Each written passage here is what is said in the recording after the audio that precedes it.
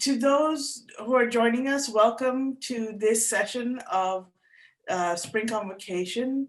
I have the ultimate honor of being able to speak to some of our international graduates who are doing powerful things and did powerful things here. We were keen to do this simply because we wanted to know how we are connected with the global world and how we contribute and how they contribute to us. We have people all the way from New Zealand and through Kenya and those of us in the United States. Thrilled to have all of you with us, those who are watching and those who will be part of this conversation.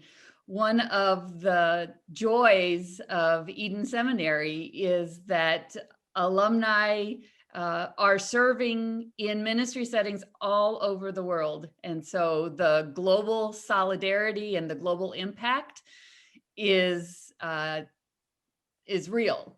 And so I know that we will get a glimpse of what that impact is just through this conversation. How did your experience at Eden Seminary, what you did as you came and were with us, how did that reshape, make you rethink, or add a new flavor, if you will, to the work you're doing in the spaces you are now? My name is Gideon. I'm from Solomon Islands.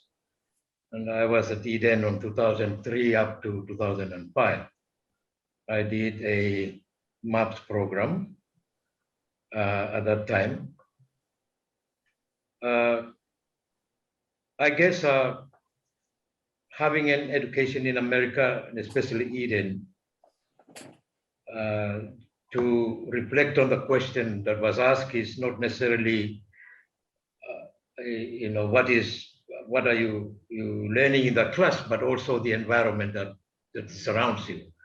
That also shapes my learning. So I think it's not necessarily, it's the community. My time in America, it's enabled me to involve a lot better in the ministry here in Solomon Islands. One example, of course, is timing. Here in the Solomons, we take things easy. I mean, we don't bother about timing. Our local seminary, I focus on is to come on time. And also my current job now in public service. I know that time here, and especially on Zoom, tends to be Chronos time. Some of the rest of us also think about Kairos time. What do Yes. you get? What happens in the interchange between life, and that does not always work on clocks. That's very wise. Nico Temos Sopepa, that's my full name. I'm in Fiji at the moment. I work for the Council for World Mission. When I finished at Eden, I worked with Mary's office at Global Ministries.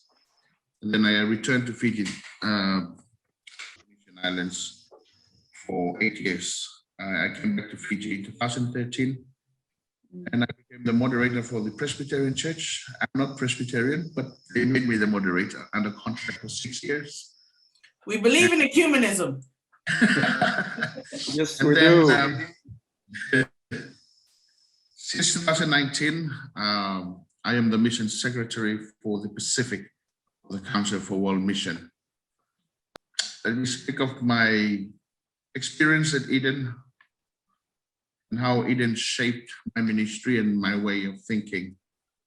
I remember that back in 2010, when we first entered Eden, we had a theological shock of our lives, most of us, first students that year, when Professor John Brockie challenged our understanding of the Old Testament. There was Professor Niles, for me personally, apart from Professor Brockie, Professor Niles, who encouraged me to think like a Pacific Islander. When I want to write my thesis, I want to write on, I forgot what the concept was, but it's something that Karl Barth was doing, and Professor Niles said, why would you want to write on Karl Barth? and the Germans can do that better than you. Why don't you write as a Pacific Islander and not as some Western thinker? So when I left Eden, I disagreed with most of the things that I believed before I came to Eden. And now in my ministry, I deal with issues of climate change, colonialism, deep sea mining, excessive fishing, and the extraction of natural resources from our oceans and small islands. Our small island nations are vulnerable to the plundering of economic world powers like the United States, Australia, European Union, and China, to name a few. And combining the ability to think and believe outside the normative way of thinking and believing, and having these fed up attitudes, which I got from constructive theology, a fed up attitude towards Western, white, Northern Hemisphere, privileged theology, I can say that I'm almost an angry theologian at work. I'm angry at the system. And I know that I may not have the power to unwind and reset it, as we say here in Fiji, but at least I can knock a nail in the belly of this system, spilling greed that has pushed many of our people to the fringe of society. All of those I've learned in the classrooms of Eden. My name is Henry Kondwani Mbambo, that's my full name. And we originally come from Zambia, but since leaving Eden, we have found ourselves in New Zealand. So we've been in New Zealand for going into our 13th year now. And I am now a minister of the Presbyterian Church of Aotearoa, New Zealand. And at the moment, I'm in my second placement. My first placement was purely a Presbyterian church, but now I'm in what is known as a union church. It is a church bringing together two traditions, Methodist and Presbyterian. So that's where I'm serving at the moment. At the same time, I'm also an interim pastor for another union church, which is composed of Presbyterians and Anglicans. So that's what I'm doing at the moment. Being an international student at Eden, I saw myself joining other international students as well as local students, and that helped my life experience really to be enlarged and enriched in many ways, being exposed to theological views that I was not exposed to in my undergraduate training. As I said, I am in an ecumenical context in many ways, and that is something that I looked forward to. I have come across a video that a friend of mine took at my graduation, and the notes that were read out about me, which talked about what I was looking at going into the future. I said that I wanted to work in an ecumenical environment, and this is where I am at the moment. So as I said, Eden played a huge role in enlarging my theological worldview and introduced me to issues of social justice. I said earlier on that not only am I a minister in a local church, I also work with the national office looking at the training of ministers. We look at candidates who are coming into the ministry and working with local churches in trying to encourage young people and everyone else who would like to go into ministry. We work with those people. So it has been quite enriching in my experience of church in New Zealand. You may remember that 2 years ago in New Zealand, there was a shooting of worshippers in a mosque. And the town where that happened is just about an hour from where we are. And as it happened that day, I had a hospital appointment on that day, and the car park that I had my car parked is just next to the mosque where the shootings happened. And you know that 51 worshippers were killed. In the last 2 years, the government has been working with faith communities to see how we can work as one community. And so the Presbyterian Church actually asked me to represent the denomination working with the government on those matters. And we have just produced a report through the Royal Commission that was appointed by the government, potentially going forward.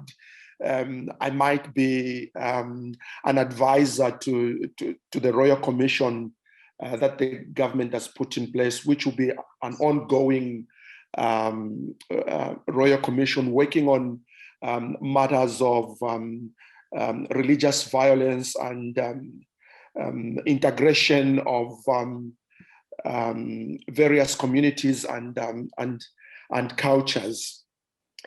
So that's what I would share with everyone. My name is Elina, and I graduated from Eden in 2017. I truly love the progressive theology that was taught at Eden, because it was truly shaped my identity as a young theologian now, because I used to, afraid to go to the street and campaign for humanity or say something for justice like that. But at Eden, I experienced a lot of things. At the classroom, we share ideas, we share hope, even when people were debating on a topic and have like disagree with each other, but we did that without intimidating others. And then the social work that was embedded in many class materials, I love that, because when I wrote my thesis on human trafficking, I thought that, oh, I couldn't just like writing something, but all the theology that I have learned at Eden and the social work, I have to apply that in my own context. And when I get home, I go back to my home country, and then I start to engage with an NGO that I have said before is Indonesian Women's Network. And there I got a lot of chance to meet personally with migrant workers. And I know their struggles, and I know their hope. And then now, especially in the pandemic, during this pandemic, there are lots of migrant workers who return home. So we never expect this will be happen. But as church people like us, we have to receive these people and help them to find alternative jobs that they can do. So at Eden, I learned that theology is not only about praying, praising, and like or just do something through our words, but also through our actions.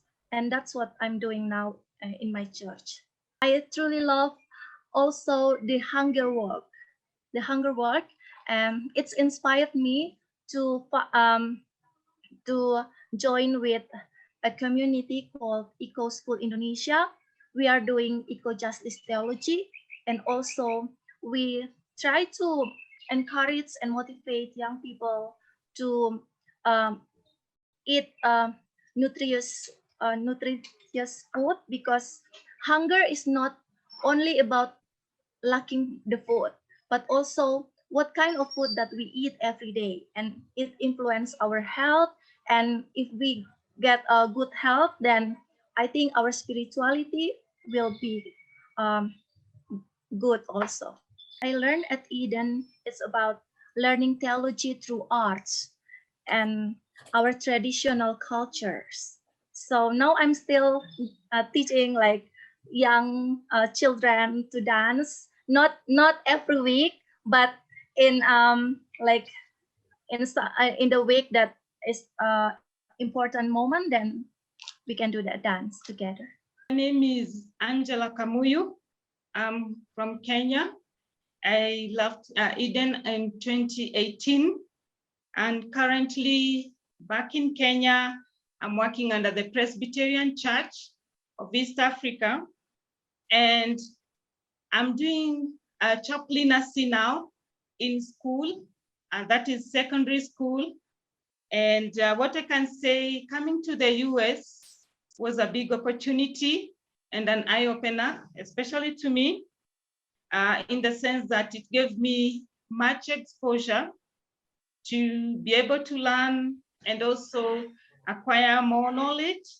And from the learning materials and events that I was able to have at Eden, it has helped me in my current job as a chaplain to develop student programs that successfully help them to have worldviews in terms of reinforcing intercultural maturity when they are going out of school and joining international colleges and universities in the world.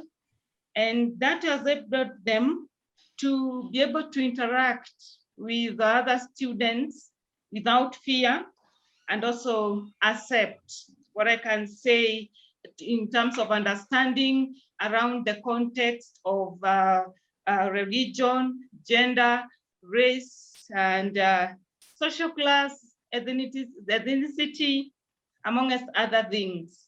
So I can say the opportunity at Eden has given me the exposure to improve and also help other young students, especially the girls, because I'm in a girls' school, to be able to adapt when they're out there and when they're interacting with other people, not only from their own country, but also students from other countries, and also in terms of getting exposure to other educational materials that not necessarily that they're in our country. So it has been beneficial to me to help even in the government body of the school that I'm serving in. So I really appreciate the effort and the time, and also to adapt in the system that is there. Yes, my name is Musa Maina. I left Eden in 2005. I am a contemporary to Gideon, and he was my best friend, I remember, and glad to see him, but also to see you, Dr. Niles. It has been a long time. But in terms of experience, I would want to say that I came to Eden not knowing much of what I was entering into. Of course, I came from my own space, and there are certain views that I held so dearly. But I realized that being at Eden, there was a lot that I had to learn in a very short time. Meeting new people in a new context, in a new space. And other than that is that, again, meeting the faculty and the interactions that we had. One thing that I must say is that it was a community that was very supportive. That sometimes I look back and I say, if it was not for that, I don't know how we would have made it, some of us. But then again, in terms of theological engagements in class and all that, there was something else that really I found very interesting. First of all, it was very scary because I think it was about unblocking that which I thought was everything that I knew. And in terms of engagement in class and all that, challenging the worldviews that we held dearly, for the first time, that was very scary because I wasn't sure what I was going to go back with. But after some time, I learned a lot to, respect each other, to not to impose ourselves on other peoples, but to give people opportunity to bring what they knew onto the table, get challenged, reassess, and think about where you're coming from.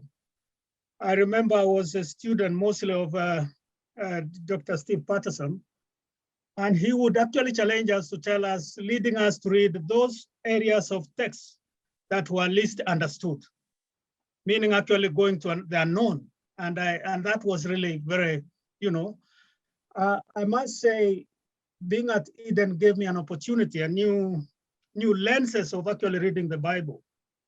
And I found myself looking back again, the way I've understood before and the new way of actually getting new lenses to look at some of the areas that I thought I knew.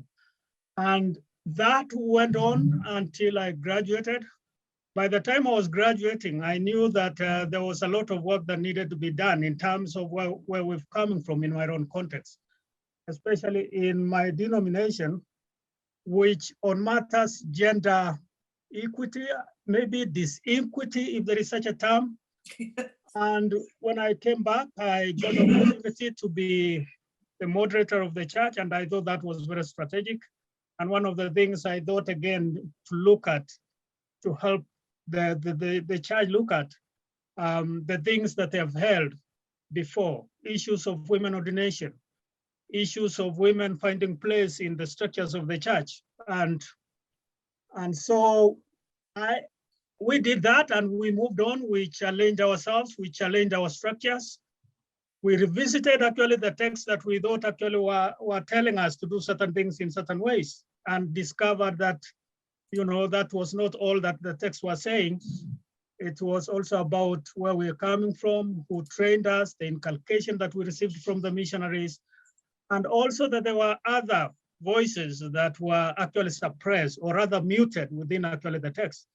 And that gave us a new world of looking at things. And we struggled for almost, I think, 8 years before then, again, we realized that there was much space that we could look at things. And by 2017, we had actually the consensus that actually women ought to have been actually ordained. And we had the first woman ordained in our church in 2019.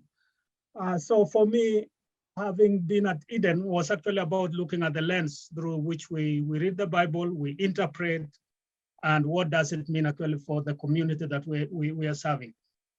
Maybe another thing again that I have come to appreciate is the fact that biblical texts and contexts are not actually read from a vacuum. We stand in spaces either of power or of disempowerment. And I think many people struggle to bring their voices actually to bear. For a long time, we've only listened to those who can speak, to those who have power. But I think time has come also for those who come from marginal areas, geopolitical spaces, that they actually bring theirs to the table as well. And so for me, I think I look at Eden and I look at the question of colonialism in the context where I come from and the legacy that is still there, and the need actually to unbank that so that we have a better opportunity of actually looking at scriptures afresh and interpreting them to the advantage of actually the communities and the churches whom we are called actually to serve. So there is a new world ever since I came from Eden, a new world that I feel called to share with my colleagues to challenge the worldviews that they have held dearly, being sensitive to who surrounds us, and allowing actually people to speak and more so to listen. And also the whole exposure, being connected globally is also another thing. Yes, we are in a particular context, reading text in our context, but also being aware of actually the fact that we are in a global world, and to appreciate the beauty that comes with that. And I think that is what actually Eden it's actually the gift that I brought from Eden. I went with my lenses, but they gave me actually new lenses, which I endeavor to share with the people I serve all the time. And so looking at where I come from, I think that I appreciate and I owe it to Eden.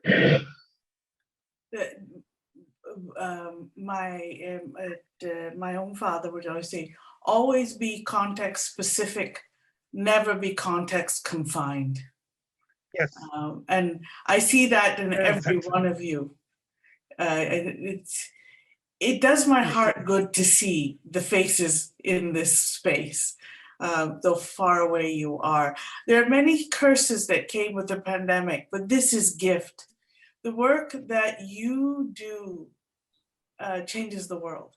I don't think Eden necessarily changes the world, but Eden's encounter with you, it changes the world. Eden, in the curriculum, we are focusing on anti-racism and other oppressions. We are focusing on ecumenical and interfaith collegiality. We're focusing on vocational resilience. You all are living each of those every day. We'll just open this up to what do you think needs to be in place for there to be global solidarity on any or all of these? From a specific point of view, I'm very specific here. It is the idea of relationality. From a specific way of thinking, the concept of relationality or being in relationship is founded on mutual respect for the other. It challenges the often stereotypical concept of absolute truth, which to me has been a major dividing factor in many underlying problems that we have today. It is when we begin to think that our race, our way of thinking, or our belief, be it religious or cultural belief, is the absolute truth. We are already erecting dividing walls between us and those who we think do not belong. So relationality acknowledges the other, and also it recognizes our incapability or the incapability of self, thus the need for the other. And in relationality, humans are not the crown of God's creation. It's the reinterpreting, not only of theology, but reinterpreting and rereading of the scripture. That humans, we are not the crown of God's creation, but we are part of a whole creation. So therefore, in some of the things that we do here in the Pacific, in our theologizing, we challenge the theological separation of anthropology and ecology, especially in the light of climate change and what we see around us. We believe in relationality that when we have a good grasp of our being a part of all there is, we will begin to disturb and interrupt stratified systems that divides. Not only that, we will also begin to fully appreciate the differences we have and how those differences fits well to make a whole. Lastly, before I go, I would like to say that relationality for us is communal. When we were at Eden, we would share the ugali together. We would eat at Hezron Commen's room, and then we moved to Agrippa Datila's room, Sally Chu's room. We move around and we share for the international students. And we speak about communal against individualistic. So while relationality is communal, at the same time, it has respect for individuality. It has no respect at all for individualism. That means relationality respects and acknowledges the differences we have. It does not support the idea of one man for himself or one woman for himself, or in the question of interfaith, collegiality. It does not even support one God for God's self. This conversation that is created by Eden and we are right in now is one of the global solidarity, I suppose. People from different world, we are coming around in using the available technology, and we share stories and experiences. The church is one of the organization globally that can speak together, stand together through prayer and organized programs, that we will be able to be in solidarity with issues like racism. I shared earlier about the unfortunate violence that happened 2 years ago here. And clearly, if you follow the discussions that have been going on, there was in many ways tons of racism that led to the killing of those worshippers. And while it was said that New Zealand was shocked to have that event or tragedy happening, I would say in many ways, though it wasn't expected, it was bound to happen because of seeing people who are different and looking at such people as not being the same as us. And this is where I want to start from. When I came to the USA in 2006, that was the first time I saw myself as a minority. And being part of the African American student body then, I got to learn of the struggles, for example, that African Americans were experiencing. I was thankful that I was embraced by the African American students and made an honorary member of that community. And so I saw how that part of the body of Christ was struggling when it came to issues of racism. And I remember, obviously, doing a course with Dr. Niles on constructive theology. One of the things that has stuck with me from that course, Dr. Niles, is how you emphasized the question of the image of God in human beings, the imago Dei, as you used to say. I think if we realized and knew that every human being bears the image of God, our treatment of other people will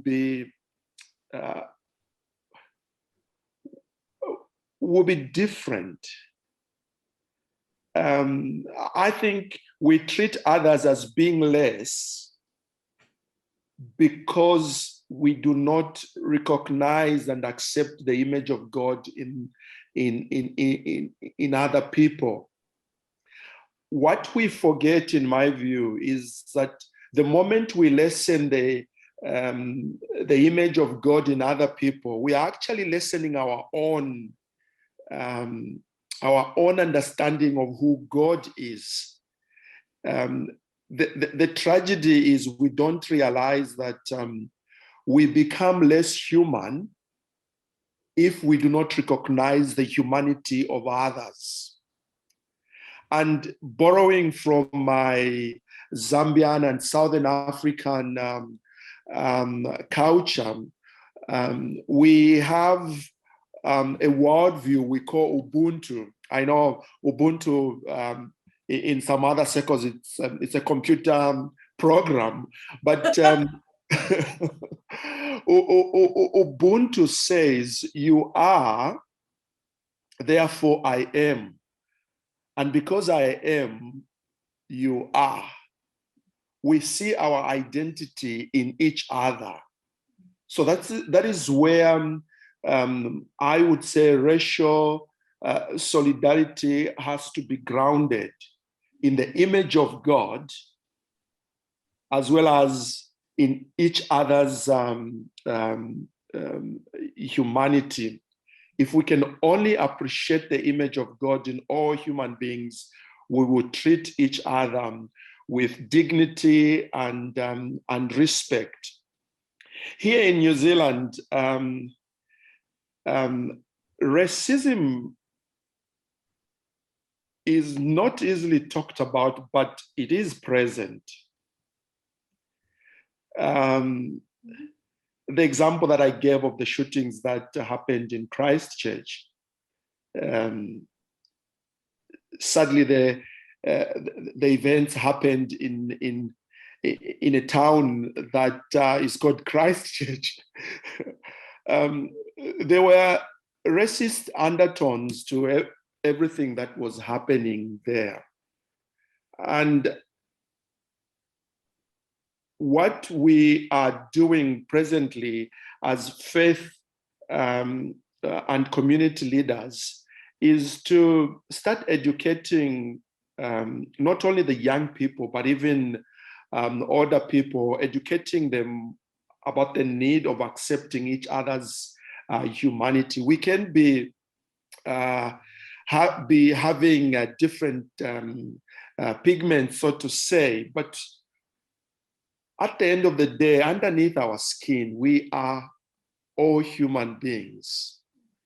If we can only remember this. So again, going back to what I said earlier on, my time at Eden helped me to open my eyes a little bit wider, having realized that for the first time I was part of the minority group. And I realized that if you are in the minority, there are a lot of struggles that you have to go through, which means we have to embrace those people we consider to be in the minority group. And we must remember, Christ actually came for those who were on the margin of our societies. And if we are to do a good job, we must be willing to go to the margin of our societies and embrace those that we consider to be in the minority. I'm feeling like we have a sermon with everybody's testimony and witness. This is beautiful. And it's so brilliant. You can put, and maybe Nico's conversation with Henry's conversation, because you're seeing from two different spaces doing similar things in their contextually language and space and bodies. I think that's brilliant. We are actually one. I think the God whom we all believe is big enough to accommodate all of us with our flaws, with our diversities, and we are all in this. And I think we struggle in our own spaces, but I think we need to have that connectivity so that we create a space where we share the struggles that we are dealing with every day. where we can bring our stories, put them on the table, and do some reflections actually together. Because I think being called to be believers, a community of believers, means actually that we are called actually to be part of a movement that is called actually to transform lives. I think one thing that I also must have borrowed it, I think, from Eden, is actually having a serious scholarship, a critical reading of context. And so much so that scholarship is not actually remaining at an ivory tower. It is actually bringing that into the church, into the context.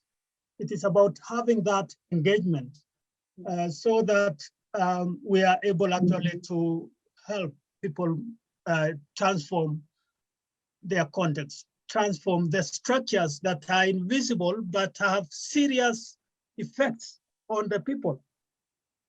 We are talking about even globalization and the effects and the way a lot of people are struggling and not knowing actually what is actually affecting them.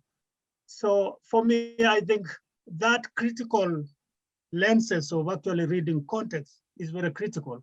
And when we come together, when we are aware that we are a big team, I think there is much that we can actually do. I know that from the time I left Eden, Deb and Mother have come with actually students actually to Kenya for contextual education. And there's a lot that I wouldn't say that they have learned, but I think also the members of the Kenyan communities have learned actually from them. And there is that knowledge that is so much that creates the awareness of the different spaces where people come from. And so apart from matters racism, I think we have all these other matters as well that we struggle with, engaging the structures that are in place. Some are very intact. And I can give an example, for instance, in this part of our space here, we think colonialism ended when we got independence, but the structures are still intact. And that legacy, the struggles that we have even today, that, talking about exploitation, we're talking about marginalization, all those were grounded during that time. But we need actually to have those critical lenses of actually reading context. And I think that can come if we are in solidarity.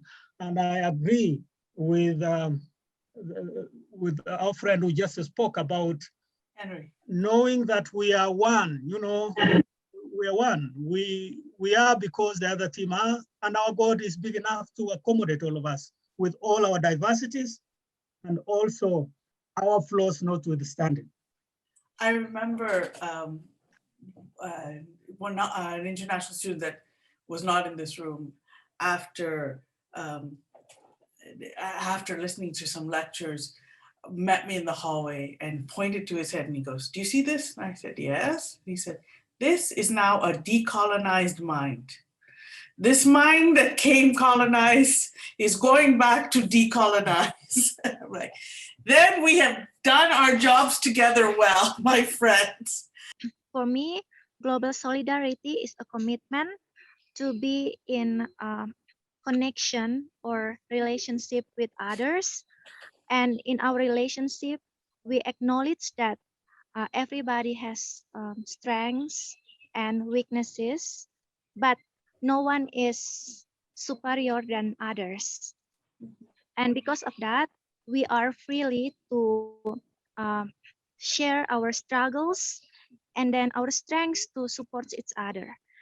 And in my experience, when I was in conversation with my Eden classmates or friends, I learned to speak up my voice, because as somebody who came from a colonial country like me, sometimes it was very difficult for me to speak because of the language struggles.